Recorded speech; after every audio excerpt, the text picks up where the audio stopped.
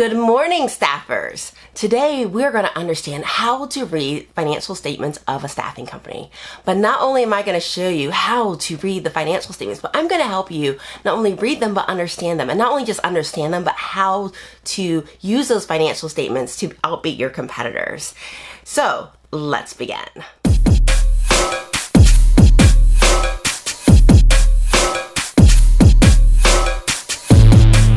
I'm so excited that we're going to be talking about how to read staffing financial statements. But before we begin, I just wanted to point out that button at the bottom of your screen called subscribe that's there in red. I don't want you to miss any videos, so please click that button now so that you can stay updated on any of the resources that we put out there. So today we're going to be talking about financial statements. And one of the things that I don't think is common knowledge out there is that the financial statements, they tell you so much about a business. And it's almost like having an inside resource to all the top secret items that are happening within a company. And today in particular, we're going to walk through the Adecco financial statements. And I have a lot of respect for Adecco. I remember when I was in college, they were one of the my first employers. Actually, they used to hire me to go service their clients during my Christmas breaks, and I got a lot of really good experience. I have a lot of respect for Adecco, but I also feel like they have a lot that they can teach us, being that they have done so well as a staffing company. So today we're going to look at their financial statements and we're going to dissect them and understand them.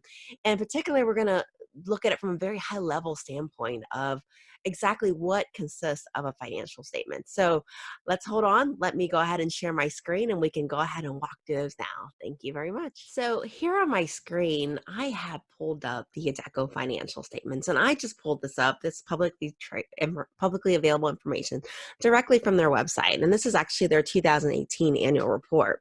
Now, Adecco's financial statements may be a bit more comprehensive than yours if you're a privately traded company. And the reason why is Adecco is publicly traded. And so they have certain SEC requirements that they are required to comply with.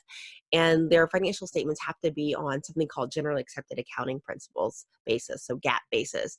And your financial statements, if you're a privately held company, maybe on a different basis, and maybe on income tax basis, where your accountant is literally just preparing your financial statements so that he can get the taxes done at the end of the year. But there is a lot of very great treasures that are buried in these financial statements that Adecco has put out, and any publicly traded company has put out, that really help you understand the inner workings of the company, in terms of how they compensate their board of directors, what are they planning on, what are they investing in terms of technology, and all that is going to be embedded in these financial statements. So here we're going to walk through just the components of the different financial statements. So how they start out is typically the MD&A, and this is the management discussion and analysis. This is where management gets to brag on what went well this year, what didn't go well this year, just to prepare you.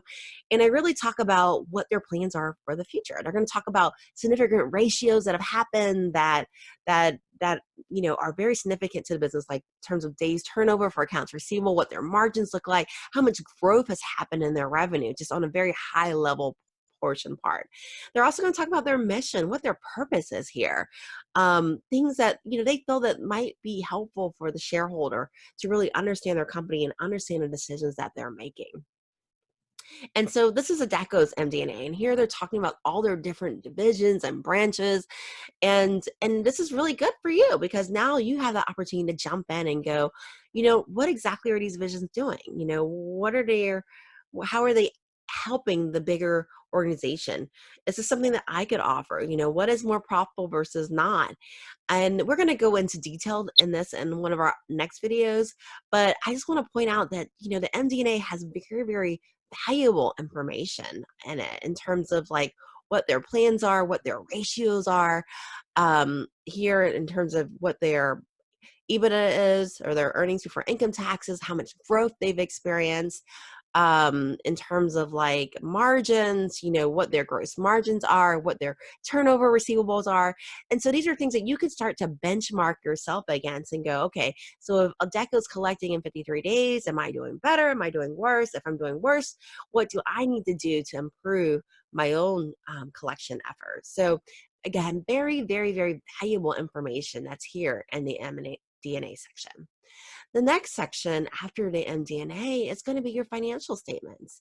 And in your financial statements, you're going to be able to compare against Adecco's. Now, granted, they're going to be in millions, and these are in euros because they are European based. However, you can see, just picture-wise, how did Adecco look at December 31st, 2018? How much cash did they have at the end of their year? How much assets did they have? How much debt did they have? Did this fluctuate significantly from one year to the next? How much equity do they have? The other key financial statement that's going to be here in their annual report that's available to you to see is, what was their profit? What were their revenues? It looks like it was 23,867,000,000, was their revenues. This is their gross margin. You're able to calculate what their markup is based upon looking at their financial statements. And we're going to deep dive into that, so you're going to be able to see that for yourself.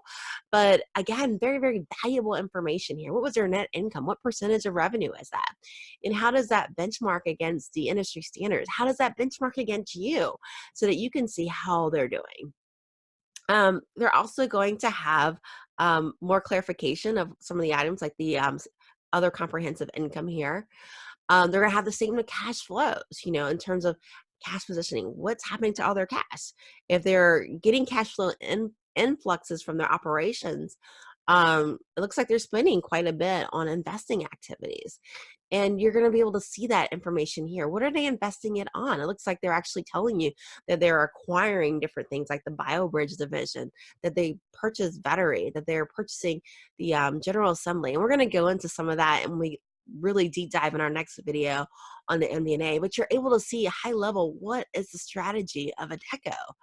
What are their, they're paying off debt. You're able to see that they're actually paying off debt. So the statement of cash flow tells you, are they going up in cash? Are they going down? What's going on with Adecco? You're gonna able to see the statement of changes in shareholders' equity, which is a very interesting statement in terms of, are they issuing new shares? Are they buying back shares? What's going on in Adecco? And then finally, it's going to have the notes to the financial statements. And the notes are critical because they're going to tell you, first of all, what's the basis of accounting? Are we even comparing apples to apples? Are we doing a cash basis comparison against an accrual basis comparison? And obviously, Adecco is going to be on accrual because they're going to be presenting on US GAAP. But just some significant things about their accounting policies, things that you really need to understand in order to understand their financial statements and really be able to analyze the information as a whole. So these are the financial statements and the components. So as you can see, the basic financials consist of the MD&A, which is the management discussion and analysis. It includes the financial statements, which shows your balance sheet, which shows your income statement, which shows your cash flow statement, your statement of equity, and also your footnote disclosure. So these are the financial statements. Let's go ahead and go into our next video to understand the MD&A.